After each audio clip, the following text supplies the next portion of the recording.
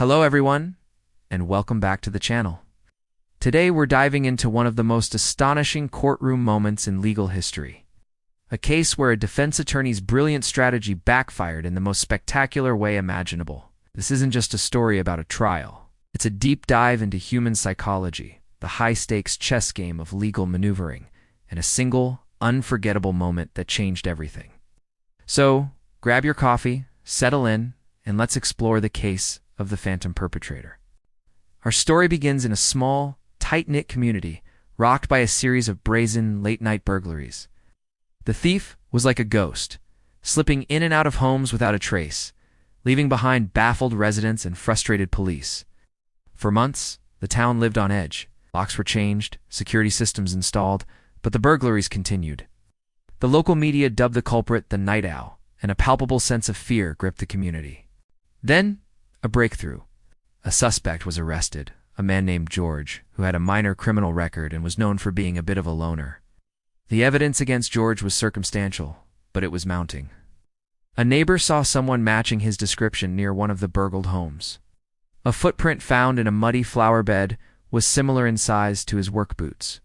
But there was no smoking gun, no stolen items found in his possession, no definitive DNA, no confession.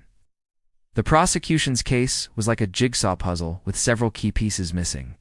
They were confident, but they knew a skilled defense attorney could easily create reasonable doubt. And George's attorney was more than skilled. He was legendary. Let's call him Mr. Evans.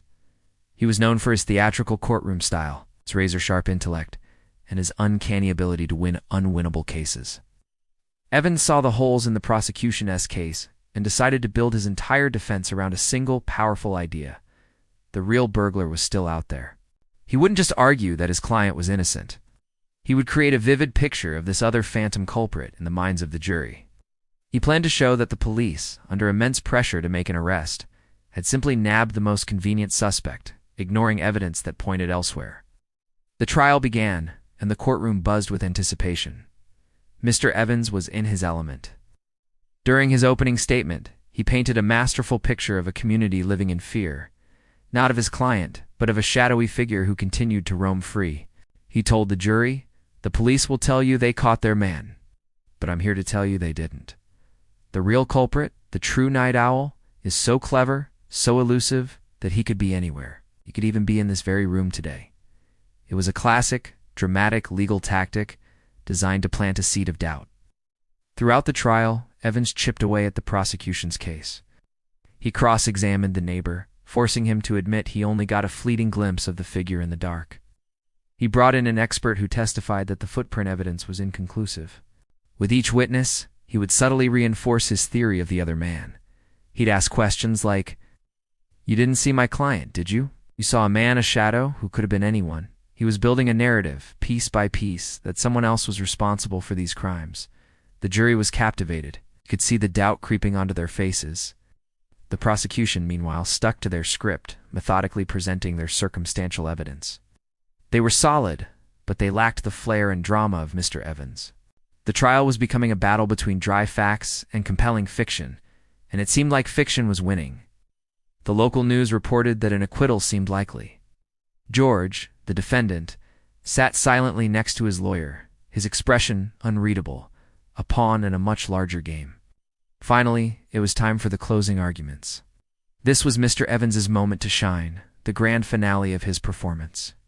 He strode to the center of the courtroom, his voice resonating with confidence. He recapped the weaknesses in the prosecution's case, reminding the jury of the lack of concrete evidence. And then he prepared for his masterstroke, the dramatic conclusion he had been planning from the very beginning. He walked over to the courtroom window, looked out dramatically, and then turned back to the jury. "The prosecution wants you to convict a man based on shadows and whispers," he declared. "But they haven't brought you the real burglar. They haven't found a single piece of stolen property. They haven't produced a single reliable witness. Why? Because the real culprit is still out there. He's smart, he's bold, and he's gotten away with it for months." He paused, letting the weight of his words hang in the air. The jurors were on the edge of their seats. Then, Evans delivered the line he believed would guarantee his client's freedom. He pointed directly at the main courthouse doors and boomed. In fact, The real burglar is so confident, so audacious, that I bet in the next 60 seconds he'll walk right through that door." An audible gasp went through the courtroom. It was pure, unadulterated legal theater.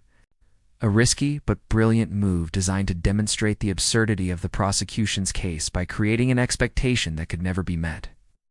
The prosecutor objected, but the judge, perhaps as intrigued as everyone else, allowed it. All eyes in the courtroom, the judge, the jury, the spectators, even the court stenographer, turned in unison to stare at the large oak doors at the back of the room. The courtroom clock ticked loudly, each second stretching into an eternity. 5 seconds. 10 seconds. The silence was absolute. Everyone watched the doors, waiting for the punchline, waiting for Mr. Evans to say, "See?" Of course he didn't walk in. It's an absurd idea, just as absurd as convicting my client. 20 seconds. 30 seconds. The tension was almost unbearable. Mr. Evans stood with a self-satisfied smile, watching his masterful plan unfold.